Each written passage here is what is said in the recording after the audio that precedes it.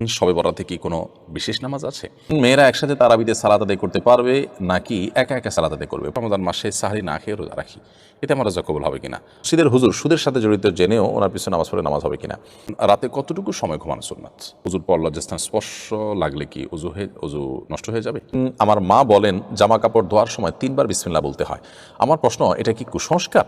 4 রাকাত বিশিষ্ট নামাজে ইমামের সাথে যদি 1 রাকাত পায়, বাকি 3 রাকাত পড়ার নিয়ম কি? আরিফ আর্নল্ড এআইডি থেকে আপনি লিখেছেন শবে বরাতে কি কোনো বিশেষ নামাজ আছে? শবে বরাতে নামাজ আছে কিনা, নামাজের নিয়ম কি, পদ্ধতি কি, এটি আমরা অনেকেই জানতে চাই। আমরা যেটাকে শবে বরাত বলছি, হাদিসে আসলে শবে বরাত বা লাইলাতুল বরাত বলতে এরকম কোনো শব্দ আসেনি, কোনো হাদিসে এরকম বর্ণিত হয়নি। এটির হাদিসে যে নামটি এসছে সেটি হলো লাইলাতুন নিসফি মিন শাবান বা মধ্য শাবানের রজনী, মধ্য শাবানের রাত। তো শাবানের মধ্য রাত, এই রাতটি এর মর্যাদা বিভিন্ন হাদিসে বর্ণিত হয়েছে, যদিও এই সংক্রান্ত বর্ণিত বেশিরভাগ হাদিসই অত্যন্ত দুর্বল। তবে যেটুকু গ্রহণযোগ্যতার লেভেল পর্যন্ত যায় তা হলো এ রাতে আল্লাহ রাব্বুল আলামিন বান্দাকে সাধারণ ক্ষমা ঘোষণা করেন হিংসুক এবং অন্যের প্রতি শত্রুতা, বিদ্বেষ এবং হিংসা পোষণকারী ব্যক্তিরা ছাড়া। আল্লাহ তাআলা সাধারণ ক্ষমা ঘোষণা করেন। সেই হিসাবে এই রাতে আমরা আল্লাহ সুবহানাহু ওয়া তাআলার কাছে সাধারণ ক্ষমা ঘোষণার জন্য সচেষ্ট হতে পারি। আগে থেকে আমরা নিজেদেরকে হিংসা এবং শিরক থেকে মুক্ত রাখতে পারি, পরিচ্ছন্ন রাখতে পারি, যাতে করে আমরা আল্লাহ সুবহানাহু ওয়া তাআলার সাধারণ ক্ষমার উপযোগিতা আমাদের মধ্যে তৈরি করতে পারি। এর বাইরে রাতকে কেন্দ্র করে আলাদা বিশেষ কোনো সালাতের নির্দেশ, বিশেষ কোনো ফরম্যাট, বিশেষ কোনো সংখ্যা কোনোটি কিন্তু হাদিসে বর্ণিত হয়নি। আমরা নিজেদেরকে শিরক এবং হিংসা, বিদ্বেষ, শত্রুতা মানুষের প্রতি এগুলো থেকে যদি মুক্ত করে রাখতে পারি, ইনশাআল্লাহ দিন আমরা সাধারণ ক্ষমার আওতায় পড়ে যাব। এর বাইরে আমি আল্লাহ তাআলার কাছে বিশেষভাবে দোয়া তো করতেই পারি, চেষ্টা তো করতেই পারি, বাট হাদিসে আমাদেরকে আলাদা করে রাতে কোনো ইবাদত বন্দেগীর কোনো বিশেষ নির্দেশনা বিশুদ্ধ কোনো হাদিসে আমাদেরকে দেয়নি। অতএব যারা মনে করেন যে সব রাতের নামাজ এত রাকাত, প্রত্যেক রাতে অমুক সূরা এতবার পড়তে হবে, এগুলো নেহায়েতই আমাদের নিজেদের বানানো।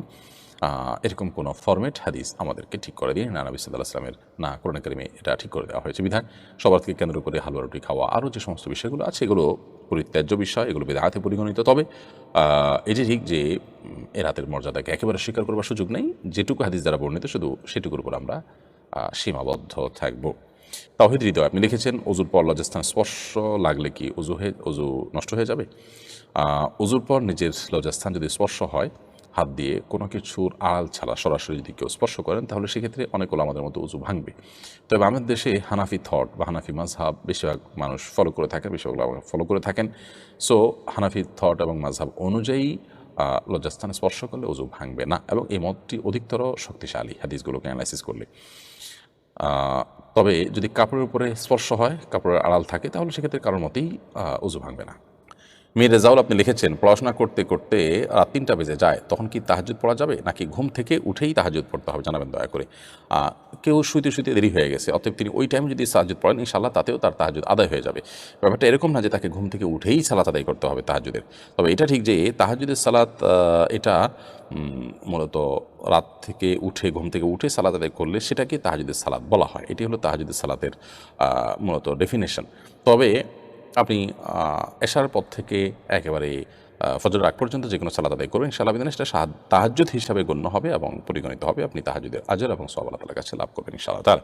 আধার রাতের অপসরা আইডি থেকে আপনি লিখেছেন মেয়েরা একসাথে তারাবিতে সালাত আদায় করতে পারবে নাকি একা একা সালাত আদায় করবে? পুরুষদের তারাবি সালাতের পাশাপাশি মেয়েরা যদি অংশগ্রহণ করে, পেছনে পর্দার সাথে এরকম কোনো ব্যবস্থা থাকে, অংশগ্রহণ করতে পারে, কিন্তু সর্বাবস্থা মেয়েদের জন্য বাসায় সালাত আদায় করাটা অধিকতর উত্তম। বাসায় সালাত আদায় করলে তাদের আলাদা জামাত থাকতে পারে, সেক্ষেত্রে কোনো পুরুষ যদি তাদের জামাতের ব্যবস্থা করে বা আপনার প্রাপ্তবয়স্ক কোনো ছেলে যদি করে, পর্দার সাথে যদি তারা অংশগ্রহণ করে, সেটা জায়েজ হতে পারে বিভিন্ন শর্তে, কিন্তু শরীয়ত আসলে তাদেরকে ঘরে তাদের মতো করে সালাত আদায় করার পরে উৎসাহিত করেছে বেশি। মোহাম্মদ আরফান ইসলাম সৌদি আরব আইডি থেকে আপনি লিখেছেন আমি প্রায় রমজান মাসে সাহরি না খেয়ে রোজা রাখি, এতে আমার রোজা কবুল হবে কিনা? রোজা কবুল হওয়ার জন্য সাহরি করা শর্ত নয়। যদি কেউ সাহরি না করেন এবং না করে রোজা রাখেন, তাহলে সেক্ষেত্রে তারও রোজা হয়ে যাবে। আমরা অনেকে মনে করি যে সাহরি করা এটা বোধহয় রোজার জন্য পূর্ব শর্ত, এবং সাহরি না করতে পারার কারণে অনেকে রোজা রাখতে চান না। সাহরি খাওয়া তো সুন্নাহ, রোজা রাখাটা ফরজ। কোনো কারণে সুন্নাহ যদি তরক হয়ে যায়, ফরজ তরক করবার কোনো সুযোগ নেই। সিদ্দিক ইবনে হারুন আপনি লিখেছেন মসজিদের হুজুর সুদের সাথে জড়িত জেনেও ওনার পিছনে নামাজ পড়ে নামাজ হবে কিনা? সুদের সাথে জড়িত ইমামের পিছনে নামাজ পড়া থেকে বিরত থাকা উচিত। বিশেষ করে এরকম ব্যক্তিকে ইমাম হিসাবে নিযুক্ত করলে সেটা গুনাহের কারণ হবে কর্তৃপক্ষের। তাদের উচিত হবে এরকম ইমামকে পরিবর্তন করে অন্য কোনো ইমাম নিযুক্ত করা, ভালো কোনো ইমাম নিযুক্ত করা। আর আপনি যদি জানেন যে তিনি সুদের সাথে জড়িত, তাহলে অন্য কোনো মসজিদে গিয়ে অন্য কোনো ইমামের নামাজ পড়বেন, অথবা নিজে ছোট কোনো পরিসরে হলেও জামাতের ব্যবস্থা করবেন। যদি কোনো বিকল্প পথ খোলা না থাকে জামাতের, তাহলে একাকী পড়ার চাইতে অবশ্যই এরকম নামাজ পড়লে আপনি দায়িত্বমুক্ত হবেন, সেক্ষেত্রে আপনার কোনো গুনাহ হবে না। আইমান আল রাজি আপনি লিখেছেন, রাতে কতটুকু সময় ঘুমান সুন্নাত? নবী করিম সাল্লাল্লাহু আলাইহি ওয়াসাল্লাম এশার পরপর শুয়ে যেতেন। এশার পরপর শুয়ে যাওয়া তার পছন্দের কাজ ছিল। এশার পর শুয়ে গেলে ভোর রাতে তিনি উঠে যেতেন। এখান থেকে আনুমানিক 7-8 ঘন্টা টাইম তো হয়েই যায়। তো এইভাবে যদি আমরা ঘুমাই তাহলে সেক্ষেত্রে সুন্নাহসম্মত। এটাকে নির্দিষ্ট ঘন্টার আলোকে আনা কঠিন। আল্লাহ তাআলা কোরআনে কারীমে অবশ্যই তার রাসূল সাল্লাল্লাহু আলাইহি ওয়াসাল্লামকে নির্দেশ করেছেন, কুমিল লাইলা ইল্লা কালিলা নিসফাহু আও ইনকুস মিনহু আও ইলা আখিল আয়া। রাতের অর্ধেক আপনি ঘুমান অথবা তার চাইতে একটু কমান। নবী সাল্লাল্লাহু আলাইহি ওয়াসাল্লামের জন্য যে নির্দেশ ছিল সেটি হলো তিনি রাতের বেশি অংশ জুড়ে আল্লাহর ইবাদত করতেন, আপনার তেলাওয়াত করতেন, তাহাজ্জুদের সালাত আদায় করতেন। বাট এমনিতে তার সুন্নাহ হলো এশার পরপর শুয়ে যাওয়া। আমরা ভোর রাতে যার যতটুকু তৌফিক করলে তাহাজ্জুদ পড়ার নিয়ত করে উঠবো। যদি সেটা না পারি অন্তত ফজরের আগে উঠে যাবো ইনশাআল্লাহ তাআলা। তো রাতে তাড়াতাড়ি শোয়াটাই হলো সুন্নাহ এবং সবচেয়ে মূল বিষয়। এমডি শাহরিয়ার সাজিদ আপনি লিখেছেন, আমার মা বলেন জামা কাপড় ধোয়ার সময় 3 বার বিসমিল্লাহ বলতে হয়। আমার প্রশ্ন, এটা কি কুসংস্কার?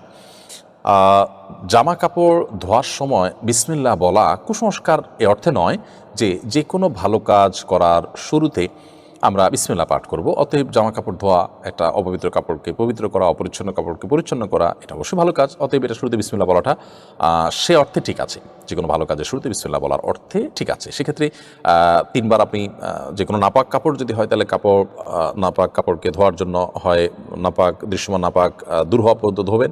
আর না হলে দৃশ্যমান যদি না হয়, যেমন পেশাব বোঝা যায় না, পানির সাথে মিশে থাকে, এটা ওইভাবে দৃশ্যমান নয়, তাহলে সেক্ষেত্রে আপনি 3 বার চিবাবেন। তো প্রত্যেকবার চিবানোর শুরুতে যদি বিসমিল্লাহ কেউ পড়েন সেটা সে অর্থে ঠিক আছে। বাট কাপড় পবিত্র হওয়ার জন্য বিসমিল্লাহ বলা জরুরি না। কাপড় পবিত্র হওয়ার জন্য 3 বার ভালো করে ধোয়া এবং চিবানো হলো শর্ত। বিসমিল্লাহ বলা ছাড়াও যদি সেটা করেন কেউ, কাপড় পাক হয়ে যাবে। অতএব আপনার মায়ের বিসমিল্লাহ বলাটা যদি ভালো কাজের শুরুতে বিসমিল্লাহ বলার অংশ হিসাবে হয় ঠিক আছে। কাপড় ধোয়ার অংশ হিসাবে যদি হয় তাহলে সেটা আবশ্যক না বিসমিল্লাহ বলাটি। তাহলে এক্ষেত্রে তার ধারণাটা সংশোধন করতে হবে যদি ভুল ধারণা থেকে তিনি করে থাকেন। আর যদি তিনি এমনিতেই ভালো যে কোনো কাজের শুরুতে বিসমিল্লাহ বলেন সেই হিসাবে বলেন তাহলে ঠিক আছে, কোনো সমস্যা নেই। রুহুল আমিন আপনি লিখেছেন, অন্তঃসত্ত্বা স্তন্যদানকারী মায়েদের জন্য কি রোজা কাজা করার সুযোগ আছে? অন্তঃসত্ত্বা কিংবা স্তন্যদানকারী হলেই তিনি রোজা না রেখে রমজান মাসে অন্য সময় রোজা রাখার সুযোগ নেই। তবে যদি তিনি এতটা অসুস্থ থাকেন অন্তঃসত্ত্বা অবস্থায় যে তার রোজা রাখার কোনো সামর্থ্য নেই, অনবরত বমি হতে থাকে, তিনি ব্যাপক অসুস্থ হয়ে পড়েন, স্যালাইনের উপরে থাকতে হয়, এরকম কারো হয়, যদি এই পর্যায়ে চলে যায় যে তিনি রোজা রাখতে সক্ষম নন, তাহলে সেক্ষেত্রে তিনি অন্য সময় রোজা রাখলেও হবে। আর বাচ্চাকে দুধ পান করাচ্ছেন যে মা, সেই মা এই অজুহাতে রোজা ভাঙার সুযোগ নেই বা অন্য সময় রোজা রাখার সুযোগ নেই। কারণ এতে বাচ্চা যে খুব বেশি অসুবিধা হয় তা না। আমরা চাইলে এই সময় বাচ্চাদের যাদের দুধ তারা ভালো পায় সেজন্য উপযোগী খাবার বেশি খেতে পারি, যে খাবার খেলে বাচ্চার জন্য পর্যাপ্ত দুধ হবে। চাইলে আমরা দিনের বড় অংশ ঘুমিয়ে রাতে বড় অংশ জেগে থেকে আমরা রোজা রাখতে পারি। অনেকভাবে আমরা ট্রাই করতে পারি। যদি দেখা যায় যে না, একেবারে অন্য বিকল্প কোনো খাদ্য নেই, বাচ্চার আবার বুকের দুধ দিতে গেলে মা অসুবিধা হয়, অথবা মা রোজা রাখলে বাচ্চা দুধ পায় না, বাচ্চার জীবন হুমকির মধ্যে বা কষ্টের মধ্যে পড়ে, তাহলে সেক্ষেত্রে অন্য সময় রোজা রাখলেও হবে। অর্থাৎ ঠুনকো অজুহাতের ভিত্তিতে শুধুমাত্র রোজা অন্য সময় রাখার সুযোগ নেই। ওয়ালিদ হাসান লিখেছেন, ইফতার এবং সাহরিতে কতটুকু পরিমাণ খাওয়া সুন্নাহসম্মত? ইফতার হোক, সাহরি হোক, আর অন্য সাধারণ খাবার হোক, সব ক্ষেত্রেই আমাদের প্রিয় নবী সাল্লাল্লাহু আলাইহি ওয়াসাল্লামের সুন্নাহ হলো পেটের 3 ভাগের 1 ভাগ খাদ্য, 1 ভাগ পানীয় এবং 1 ভাগ খালি রাখা। তাহলে এটি আমাদের জন্য স্বাস্থ্যগত দিক থেকে উপকারী এবং নানা দিক থেকে এটি আমাদের জন্য কল্যাণের। বিধায় সেই বিষয়টি আমাদের মাথায় রেখে খাওয়া উচিত। ইফতার এবং সাহের জন্য আলাদা কিছু নেই। আমরা অনেকে মনে করি রমজান মাসে খাবার কোনো হিসাব নেই, ইফতারের খাবার কোনো হিসাব নেই, এই জন্য আমরা অপরিমিত খাবার অনেকে গ্রহণ করে থাকি, যেটা আমাদের করা উচিত নয়। এমডি হারুন আপনি লিখেছেন, 4 রাকাত বিশিষ্ট নামাজে ইমামের সাথে যদি 1 রাকাত পায়, বাকি 3 রাকাত পড়ার নিয়ম কি? 4 রাকাত বিশিষ্ট নামাজে ইমামের সাথে যদি আপনি 1 রাকাত পান, তাহলে সেক্ষেত্রে পরবর্তী 3 রাকাত পড়ার নিয়ম হলো যে ইমাম সালাম ফেরানোর পর আপনি তো সালাম ফেরাবেন না, আপনি দাঁড়িয়ে যাবেন। দাঁড়িয়ে গিয়ে আপনি সূরা মিলাবেন, সূরা ফাতিহার সাথে অন্য সূরা মিলাবেন, মিলায় আপনি বসে যাবেন আপনার প্রথম রাকাতে। ইমাম সালাম ফেরানোর পর প্রথম রাকাতে আপনি বসে যাবেন। তাহলে পরপর 2টা বৈঠক হবে। ইমামের সাথে বসছেন, আবার আপনি এখন নিজে যখন আদায় করতে যাচ্ছেন 3 রাকাত, ছুটে যাওয়া 3 রাকাত, তার প্রথম রাকাতে বসলেন, তাহলে পরপর 2টা বৈঠক হবে। এরপর আপনি দাঁড়িয়ে গেলেন, আবার আপনি সূরা ফাতিহার সাথে সূরা মিলাবেন এবারও, এবং এবার আর বসবেন না। এরপরে শেষের রাকাতে সূরা মিলাবেন না এবং আপনি বসে যাবেন। এভাবে আপনি সালাত শেষ করবেন।